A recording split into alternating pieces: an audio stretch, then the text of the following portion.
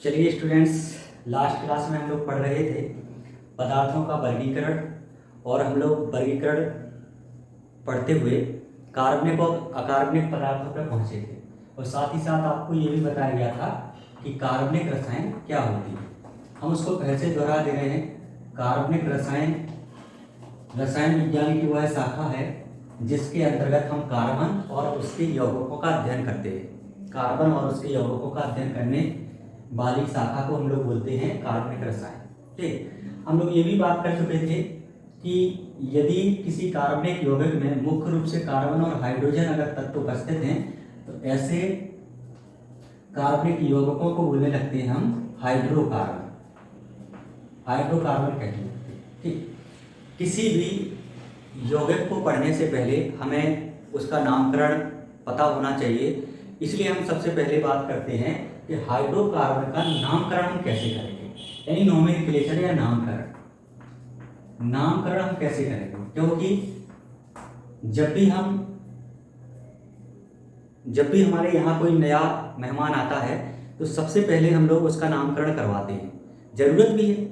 ठीक, इसलिए हम लोग हाइड्रोकार्बनों को पढ़ने से पहले उनका नामकरण समझेंगे। अच्छा देखिए, समस्या क्या थी। समस्या ये थी कि शुरुआती दौर में जब कार्बनिक यौगिकों की संख्या बहुत कम थी, फूलर के बाद जैसे कार्बनिक यौगिकों का लेबोरेटरी में प्रयोगशाला में निर्माण होने लगा, तब कार्बनिक यौगिकों की संख्या बहुत कम थी। इसलिए उनका नाम याद रखने में कोई दिक्कत नहीं थी, कोई समस्या नहीं थी। लेकिन जैसे जैसे नंबर ऑफ ऑर्गेनिक कंपाउंड्स बढ़े, जैसे जैसे कार्बनिक यौगिकों की संख्या बढ़ी, वैसे वैसे उनके नाम याद रखने में दिक्कत होने लगी। ठीक, क्योंकि पहले जो नामकरण की प्रक्रिया थी, वो नामकरण की प्रक्रिया इस आधार पर थी, या तो सोर्स के आधार पर नाम रखे जाते थे या फिर खोजकर्ता के आधार पर नाम रख दिया जाता था, या यौगिक के किसी विशेष गुण के आधार पर उसका नामकरण कर दिया जाता था। ठीक, जैसे फॉर्मिक एसिड फॉर्मिका यानी चींटियों से प्राप्त होता था, इसलिए उसको क्या नाम दे दिया गया, उसको नाम दे दिया गया फॉर्मिक एसिड का। ठीक, यानी सोर्स से या खोजकर्ता के नाम पे या फिर किसी उस यौगिक के किसी विशिष्ट गुण के आधार पे नामकरण कर दिया जाता था। लेकिन समस्या क्या थी भाई, अगर एक नाम हो तो हम याद कर लें, दो नाम हो तो हम याद कर लें।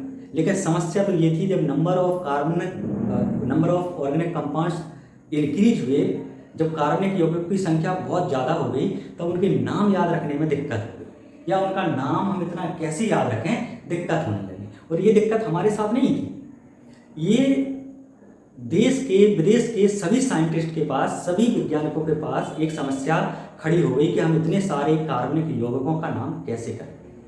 तो सभी ने एक निर्णय लिया और एक कमेटी गठित की, एक कमेटी बनाई। उस कमेटी का नाम रखा IUPAC नाम रखा, यानी international union pure and applied chemistry. उस समिति का नाम रखा। उसमें काफ़ी सारे देश विदेश के वैज्ञानिकों ने पार्टिसिपेट किया। ठीक, क्या काम करती है ये कमेटी, हर 4 साल बाद जेनेवा नामक देश में हर 4 वर्ष बाद एक मीटिंग बुलाती है। उस मीटिंग में एक काम किया जाता है कि अगर कोई नया यौगिक मिला तो उससे संबंधित नियमों को जोड़ दिया जाता है, या कोई नियम अगर पहले से गलत लिखा गया है तो उसको सुधार दिया जाता है। कहने का तात्पर्य ये है कि ये कमेटी जो है काम करती है, कुछ नियम बनाती है और नियमों के आधार पर कार्बनिक यौगिकों का नामकरण करवा देती है। ठीक, अब वो क्या नाम बनाती है या क्या नियम देती है, उनको हम एक एक करके समझेंगे और हम हाइड्रोकार्बनों का नामकरण सीखते चलेंगे। यानी ये कमेटी हमें ये बताती है, IUPAC, कि आप कुछ नियम पढ़ लीजिए, उन नियम के आधार पे आप किसी भी हाइड्रोकार्बन को देखकर उसका नाम बता सकते हैं। यानी आपको उसका नाम याद नहीं करना है। आप क्या करेंगे, आप कुछ नियम लगाएंगे, उन नियम के आधार पर उसका नामकरण कर देंगे। अब देखिए, सोचने वाली बात ये थी, या वैज्ञानिकों के दिमाग में एक चीज चल रही थी कि भाई कोई भी कार्बनिक यौगिक होगा तो उसमें कम से कम एक कार्बन तो होगा। ठीक भाई, कार्बनिक यौगिक की परिभाषा हम पहले पढ़ चुके हैं कि कार्बनिक यौगिक भी यौगिक हैं जिनमें मुख्य रूप से कार्बन उपस्थित होता है। तो कम से कम उसमें एक कार्बन तो उपस्थित होगा ही।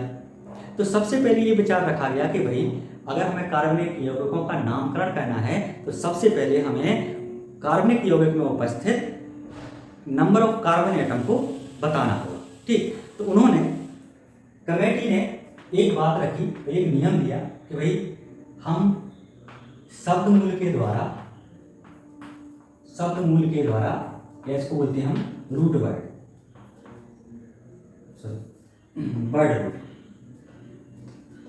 वर्ड रूट के द्वारा क्या काम करेंगे, वर्ड रूट के द्वारा नंबर ऑफ कार्बन एटम को प्रेजेंट करेंगे जो किसमें उपस्थित होंगे, जो कार्बनिक यौगिक में उपस्थित होंगे। ठीक, अब मान लीजिए कि किसी कार्बनिक यौगिक में एक ही कार्बन उपस्थित है, तो एक कार्बन को हम नाम देंगे, या एक कार्बन अगर उपस्थित है तो हम बोलेंगे कि वो मैथ, उसको क्या नाम दिया जाएगा, उसको मैथ का नाम दिया जाएगा।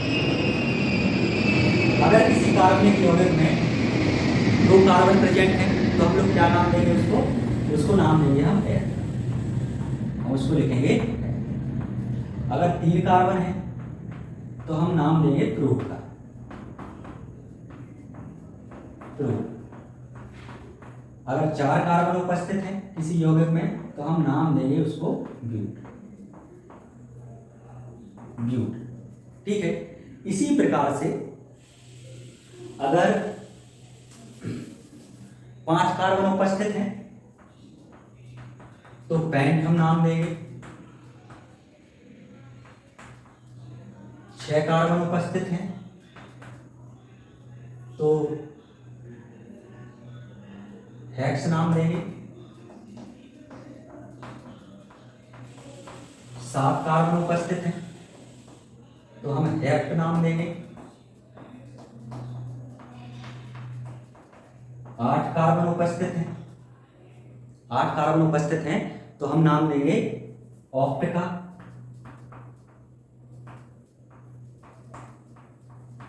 9 कार्बन उपस्थित हैं तो नाम देंगे नॉन का, नॉन उसको बोलेंगे। और अगर 10 कार्बन उपस्थित हैं तो उसको बोलेंगे डेक। इन 10 तक वर्ड रूटों को हम याद रख लेंगे। ठीक है, इसके आगे हम बता देंगे, खैर जैसे जैसे चैनल ग्रोथ करेगा, जैसे जैसे चैप्टर आगे बढ़ेगा, वैसे वैसे हम ये संख्या बताते जाएंगे। यानी सबसे पहले वैज्ञानिकों ने एक बात कही कि कार्बनिक यौगिक में उपस्थित जो कार्बन परमाणु की संख्या है उसको बताने के लिए हम एक शब्द का प्रयोग करेंगे जिसको बोलते हैं शब्द मूल या वर्ड रूट। ठीक, वो वर्ड रूट क्या हो सकते हैं तो मैंने यहाँ लिख दिया, आप अपनी कॉपी में ये सारे वर्ड रूट लिख लीजिएगा और उसको याद भी करना है। ठीक, जैसे हम एक बार बोले थे, 1 कार्बन को मैथ, 2 कार्बन को एथ, 3 कार्बन को प्रो, 4 कार्बन को ब्यूट, 5 कार्बन को पेंट, 6 कार्बन को हेक्स, 7 कार्बन को हेप्ट, 8 कार्बन को ऑक्ट, 9 कार्बन को नॉन और 10 कार्बन को डेक। अभी फिलहाल के लिए हमारा इतने में काम चल जाएगा। इसके बाद जैसे ही हम लोग ये खत्म करेंगे तो आपको धीरे धीरे नंबर ऑफ कार्बन एटम सिखा दी जाएंगे कि 11 को क्या बोलेंगे, 12 को क्या बोलेंगे। फिलहाल में आप इतनी याद कर लीजिएगा, अगली क्लास में जैसे जैसे हम लोग आगे बढ़ेंगे वैसे वैसे आपको सिखा दिया जाएगा। तो आज आपको इतना काम करना है, क्या याद करने हैं, ये शब्द मूल आपको याद करने हैं। ठीक है, जैसे शब्द मूल याद कर लेंगे तो हमारा आगे